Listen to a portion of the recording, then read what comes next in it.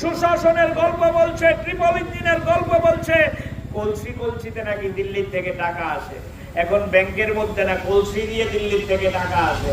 যেই মন্ত্রী যায় দিল্লির মন্ত্রীর সাথে ছবি তুলে পরের দিন খবরের কাগজে সোশ্যাল মিডিয়াতে ছবি, না দিল্লির থেকে এত কোটি টাকা বরাদ্দ হয়েছে। আরে বাবা, বরাদ্দ যদি হয় টাকাগুলো যাচ্ছে কোথায়? আগরতলা ড্রেন নোংরা, আগরতলায় নর্দমায় ভর্তি। আপনি যান লেকচমনি বাজারে, সকালবেলা গিয়েছিলাম আমি একটা কর্মসূচিতে, আপনাদের দায়িত্ব নিয়ে বলছে লেকচমনি বাজারে হাঁটতে গেলে নাকে রুমাল ছাড়া হাঁটতে পারবেন না। মরচমনি বাজারে, মাছ বাজারে গেলে হাতে রুমাল ছাড়া, নাকে টিপ দেওয়া ছাড়া হাঁটতে পারবেন না। দক্ষিণ চন্দ্রপুরের বাজে নিয়ে যান আরামিয়ার দিকে, নাকে রুমাল ছাড়া হাঁটতে পারবেন না।